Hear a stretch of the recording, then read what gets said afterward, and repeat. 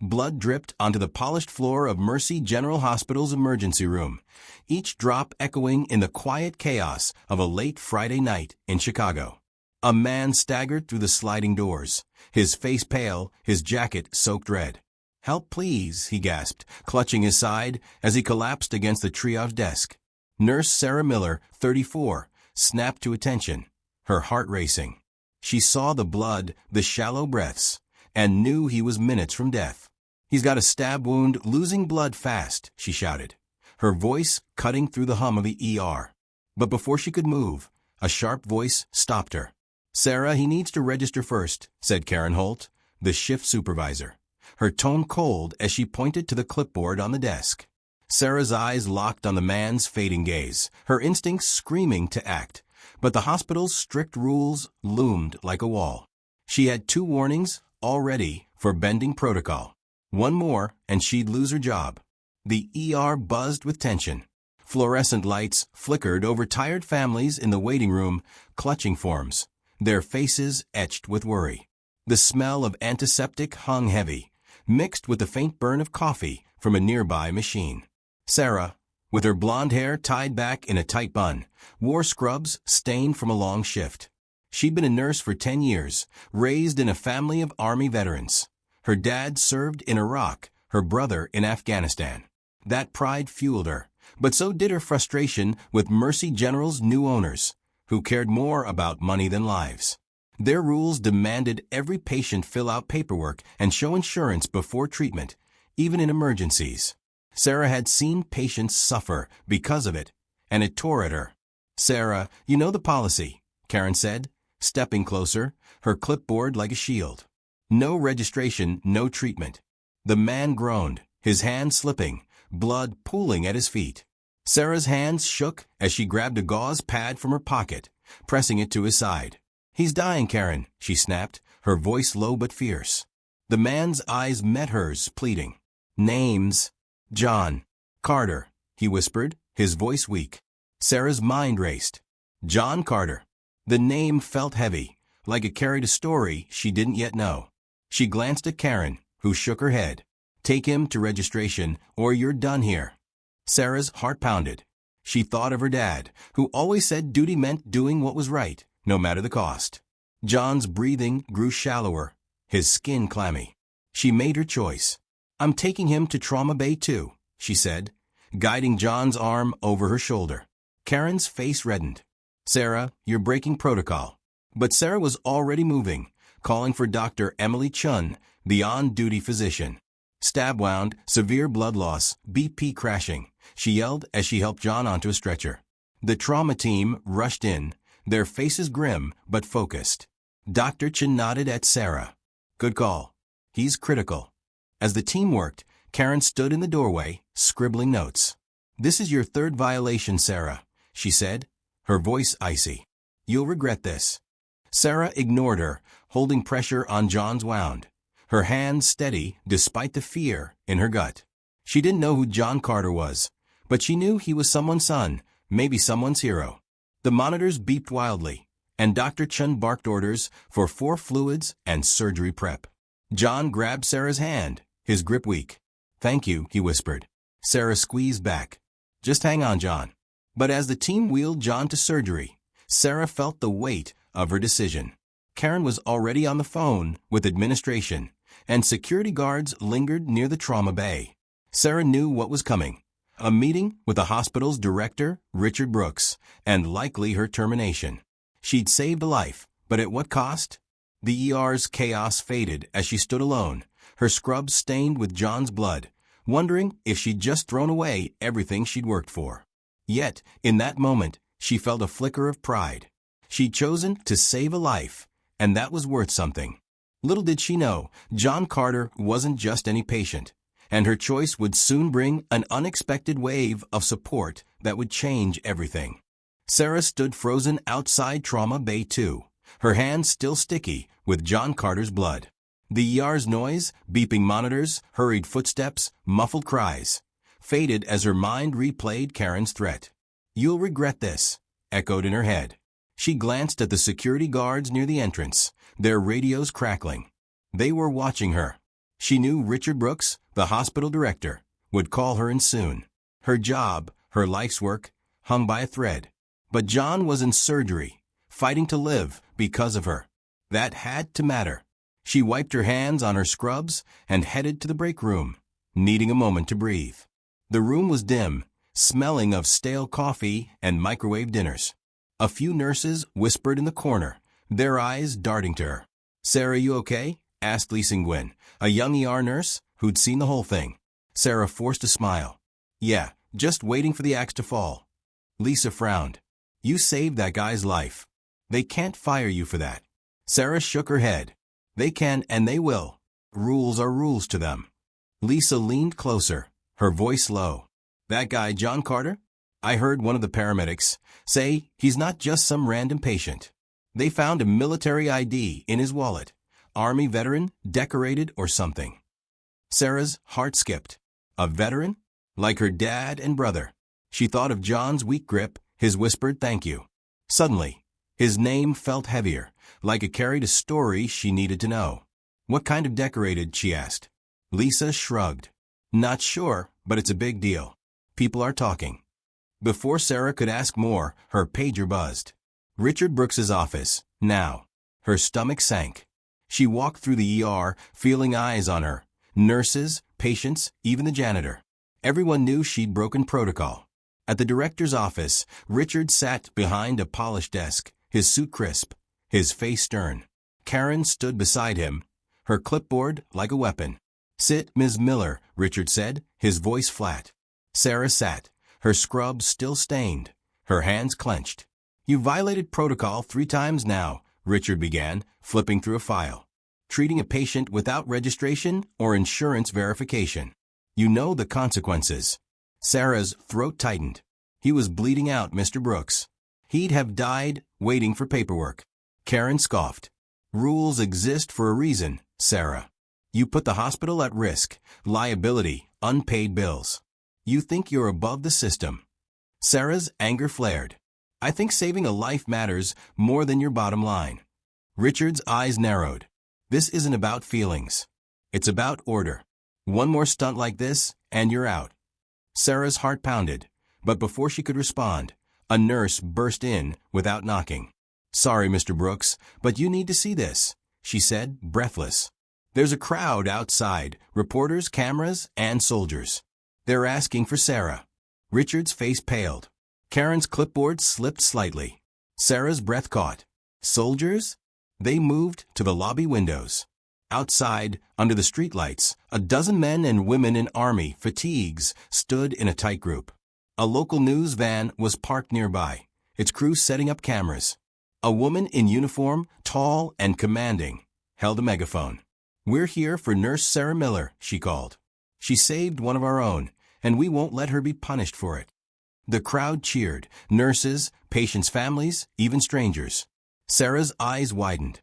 Was this about John? Lisa appeared at Sarah's side, whispering, "That's Captain Amanda Carter, John's sister. She's a big deal in the Army." Word spreading fast. Sarah's mind raced. John's sister? A captain? The twist hit her hard. John wasn't just a veteran. He was connected. Someone whose life carried weight beyond that ER stretcher. Richard muttered, "This is a PR nightmare." Karen snapped. She still broke the rules. But Sarah barely heard them. Her choice to save John was pulling her into something bigger, something she couldn't yet grasp. As the crowd grew louder, chanting her name, Sarah felt a mix of fear and hope. She'd saved a man, but now her fight was spilling beyond the hospital walls. Who was John Carter really? And why were soldiers here for her? She stepped closer to the window, her heart racing, knowing whatever came next would change her life forever. The hospital lobby buzzed with tension as Sarah stared out the window, her heart pounding. The crowd outside grew louder, chanting her name under the glow of streetlights. Captain Amanda Carter's voice boomed through the megaphone, demanding justice for the nurse who saved her brother, John. Reporters scribbled notes, their cameras flashing. Sarah's hand shook. She'd only done her job, but now soldiers and strangers were rallying for her. Inside, Richard Brooks paced, his face tight with worry.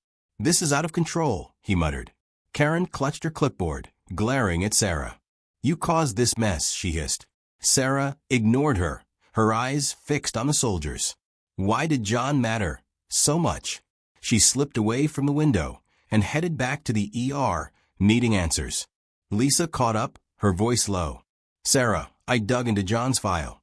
He's not just a veteran. He's a Silver Star recipient. Saved his squad in Afghanistan. Took shrapnel to protect them. That's why Amanda's here. John's a hero." Sarah stopped cold. A Silver Star? The weight of her choice hit harder. She'd saved a man who'd risked everything for others, just like she had. But now, her job was on the line, and the hospital was ready to throw her out for it. Back in the ER, nurses whispered as Sarah passed. Some nodded in support. Others avoided her eyes, scared of crossing administration. She found Dr. Emily Chun near the coffee machine, her face tired but kind. "You did the right thing, Sarah," Emily said softly. "John's stable now thanks to you. But Richard's furious. He's meeting with the board tonight." Sarah's stomach twisted. "They're firing me, aren't they?" Emily hesitated. "They're talking about it. But the news out there? It's changing things. Keep your head up." Sarah nodded, but fear gnawed at her. She thought of her dad, his Army medals framed at home. He'd be proud, but pride wouldn't pay her bills.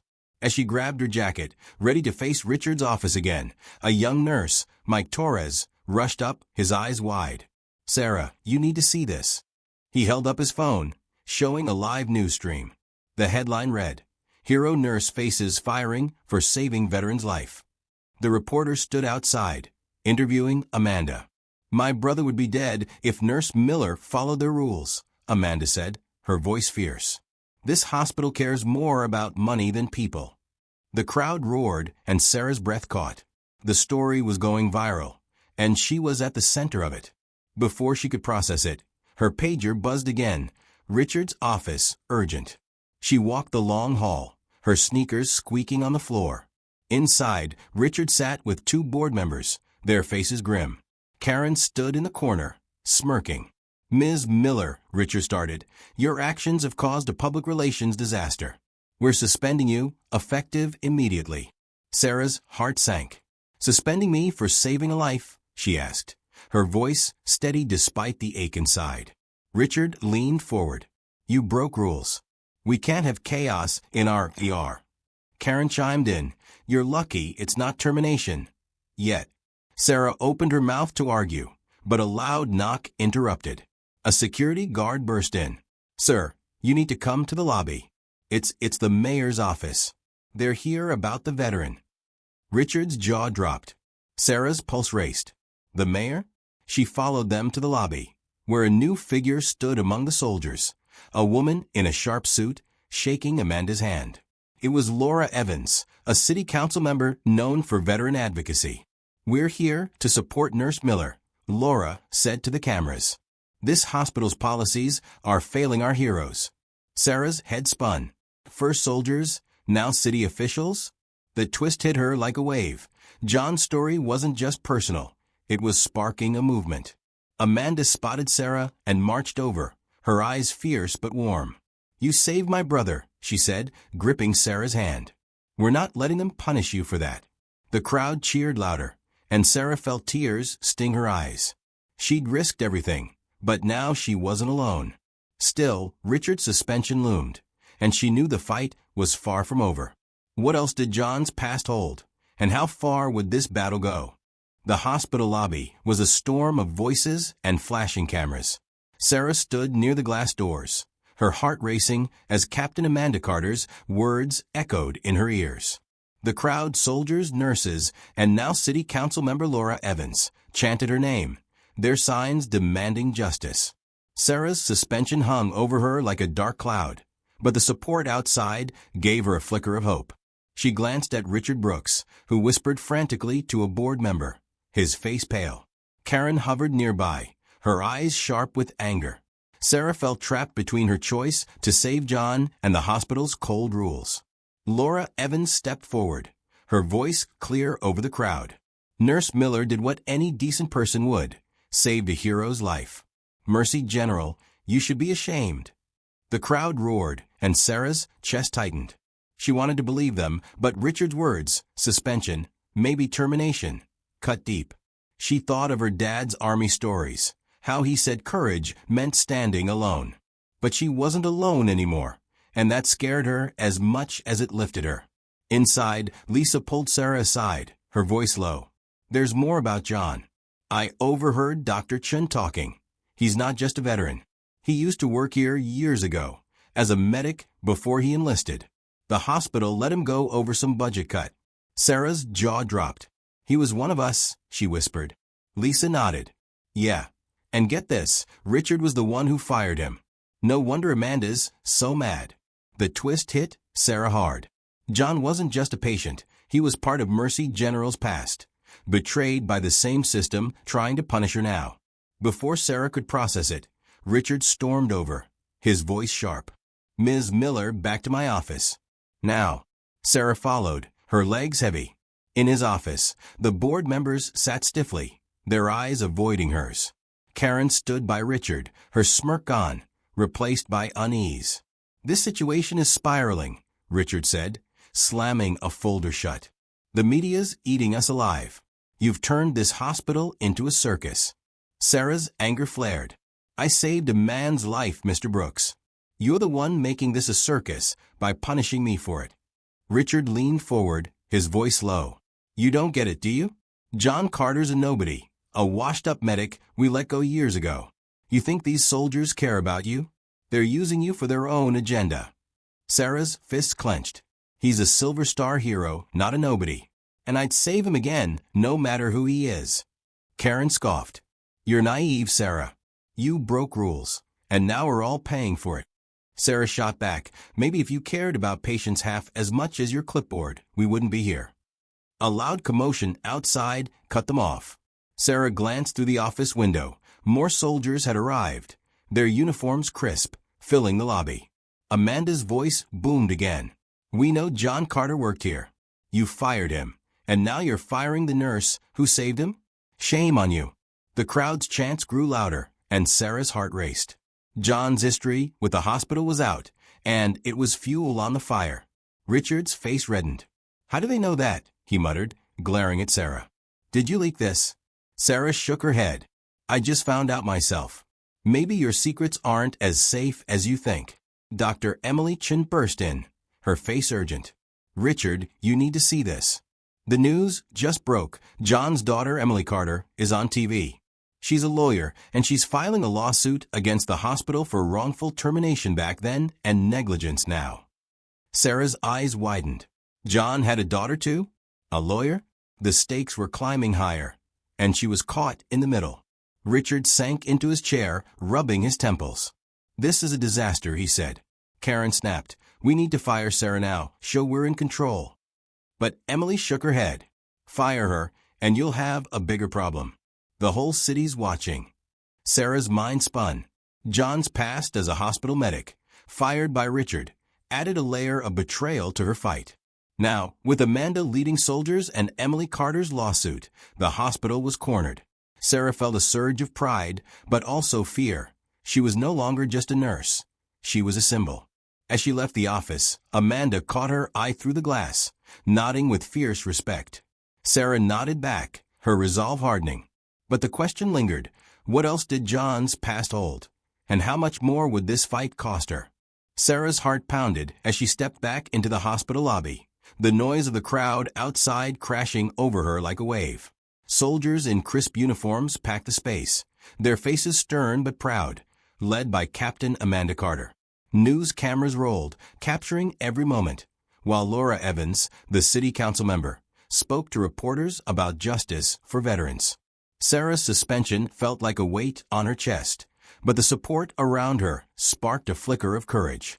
She thought of John Carter, now recovering in surgery, a Silver Star hero who'd once been a medic here, fired by Richard Brooks himself. And now, John's daughter, Emily, was suing the hospital. Sarah's choice to save him had cracked open secrets she never expected. She caught Lisa's eye across the lobby. Lisa hurried over, her voice barely above a whisper. Sarah, there's more. I found old hospital records in the break room. John wasn't just fired for budget cuts. He reported a scandal years ago, Something about the hospital overbilling veterans' insurance.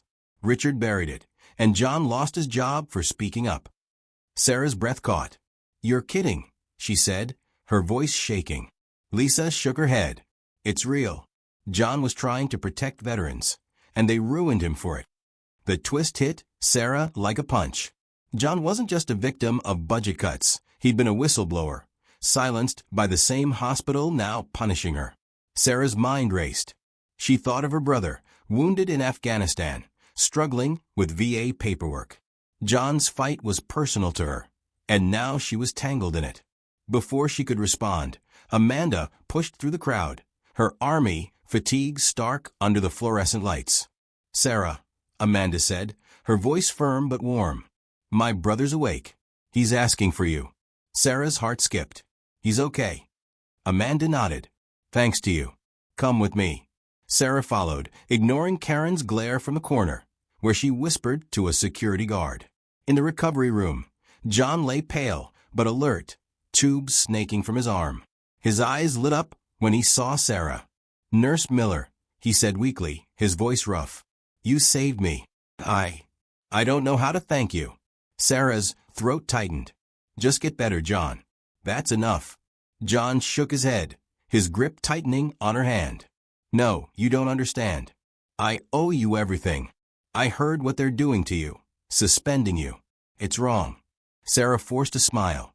"I knew the rules. I chose to break them." John's eyes darkened. "Rules like the ones that got me fired? This place hasn't changed." Before Sarah could ask more, the door swung open. Richard stormed in, flanked by two board members. "Ms. Miller, you shouldn't be here," he snapped. Amanda stepped forward, her voice like steel. "She's here because my brother asked for her. You got a problem with that?" Richard's jaw clenched, but he turned to John. "Mr. Carter, we're glad you're recovering. Let's keep this calm for everyone's sake." John laughed weakly, bitter. "Calm? Like when you fired me for calling out your scams. You're doing the same to her now." Sarah's pulse raced. John was airing the hospital's dirty past right in front of Richard. Richard's face reddened. "That's enough, Carter. Those claims were baseless, and you know it." Amanda cut in, her voice sharp. "Baseless? My niece Emily has proof, old emails, billing records. She's not just suing for Dad's firing. She's exposing your veteran scam. You think the news won't eat that up?" The room went silent. Sarah's eyes widened. A scam? The twist deepened the hospital's betrayal, tying her fight to John's old battle. Richard stammered, "This is slander. You'll hear from our lawyers."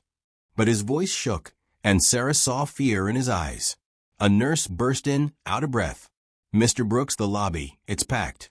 More soldiers, and now veterans groups. They're threatening to boycott the hospital." Richard's face paled. He turned to Sarah, his voice low.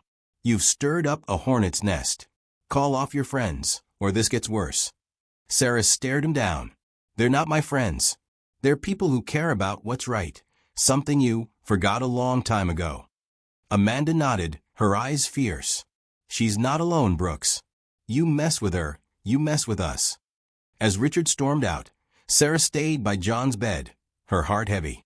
She'd saved a man who'd fought for others, only to be betrayed by this hospital years ago.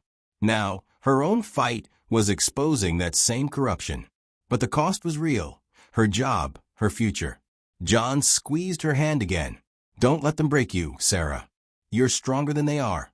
Tears stung her eyes, but she nodded.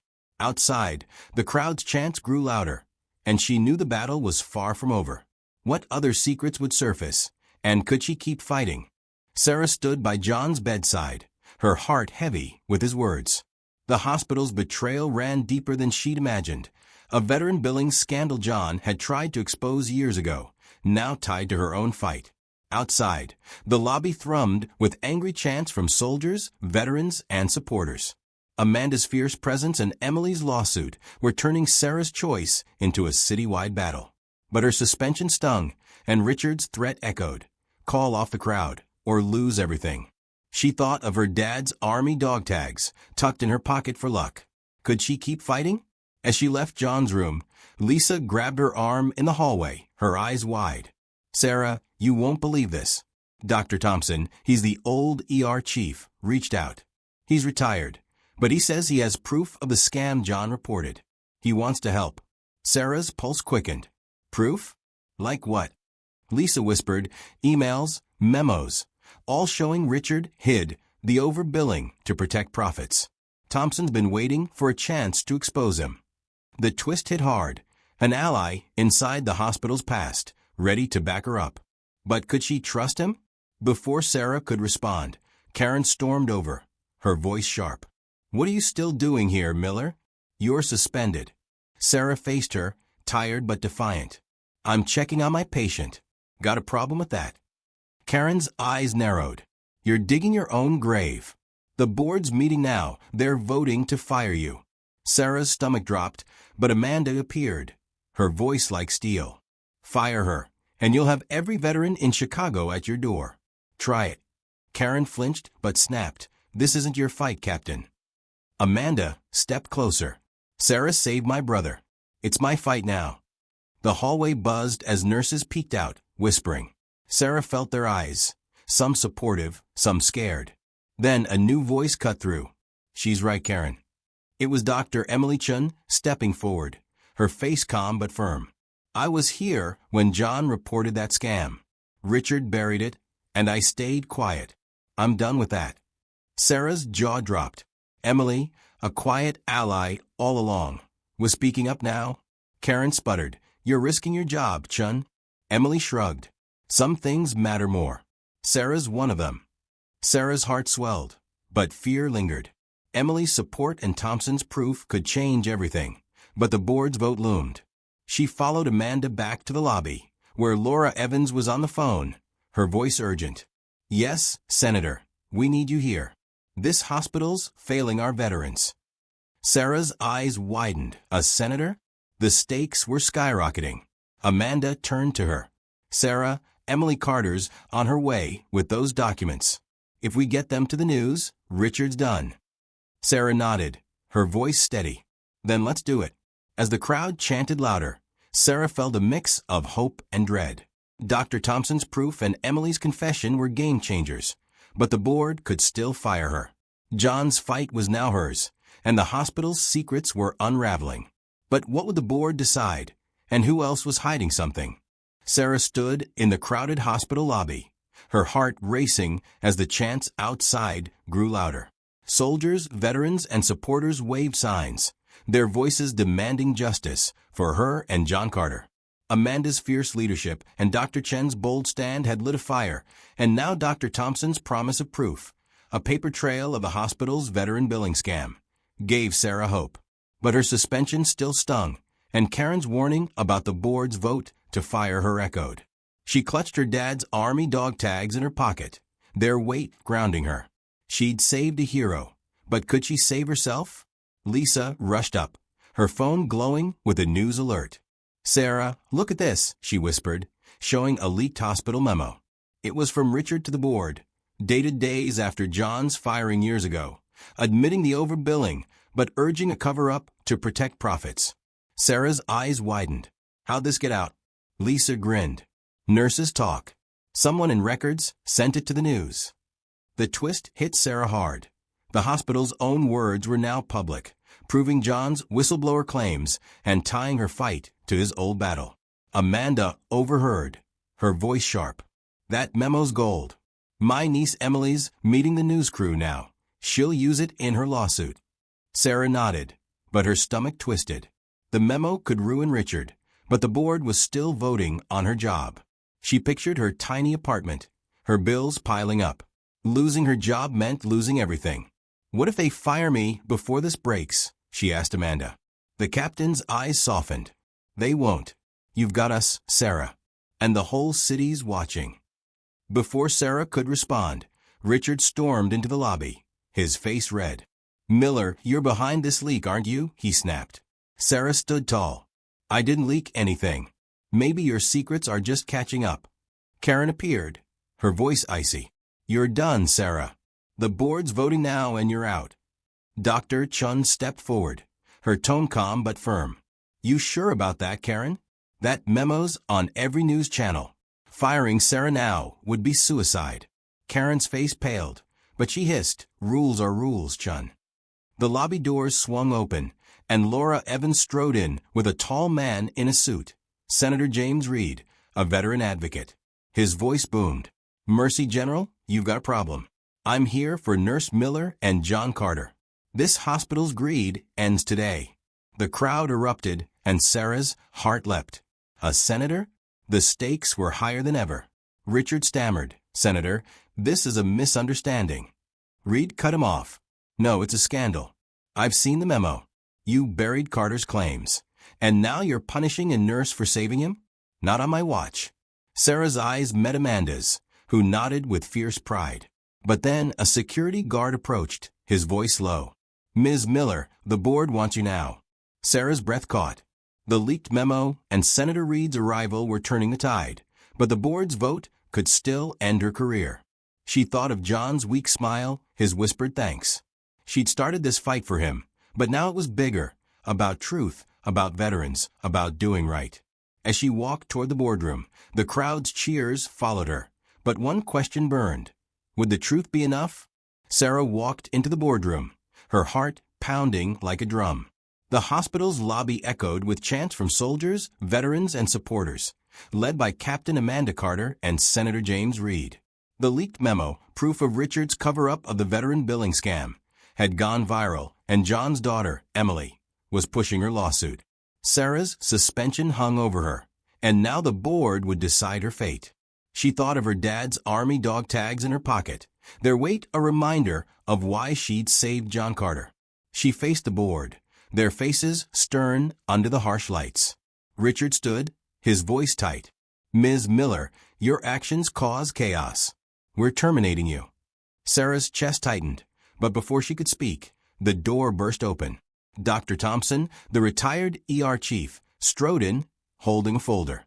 Not so fast, Brooks, he said, tossing the folder on the table. These are the original documents John reported. Proof you overbilled veterans for years. The board gasped, and Sarah's eyes widened. The final twist landed like a bomb. Thompson had kept the evidence all this time, waiting for this moment. Senator Reed followed, his voice booming. I've seen enough. This hospital's greed stops now. Reinstate Nurse Miller, or we'll push for a state investigation. Richard's face paled. Karen beside him stammered, but the rules. Reed cut her off. Your rules failed a hero. Sarah's the only one here with courage. The board whispered, their eyes darting. Sarah spoke, her voice steady. I broke your rules to save a life. If that's wrong, then your system's broken, not me. The room fell silent. A board member, Dr. Linda Hayes, stood. She's right. We've lost our way. Ms. Miller, you're reinstated, effective now. Sarah's breath caught, relief flooding her. Richard slumped, defeated. Amanda rushed in, gripping Sarah's hand. You did it, she whispered. Sarah shook her head. We did it, John, you everyone. Outside, the crowd roared as news of her reinstatement spread. Emily Carter arrived, her lawyer's briefcase in hand. The lawsuit's moving forward, she said. Richard's done.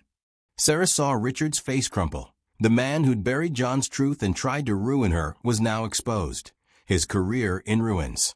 The revenge wasn't loud, but it was sweet. Days later, Sarah stood in the ER, her scrubs clean, her heart full. John, now walking, hugged her tightly. You gave me a second chance, he said. She smiled, tears in her eyes. You gave me one too. The hospital renamed its trauma bay after John, and new policies ensured no patient waited for paperwork in emergencies.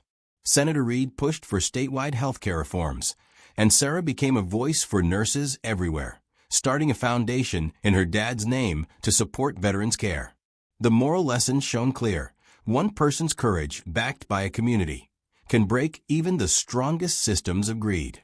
Sarah learned that doing right, no matter the cost, could change lives, and sometimes the world.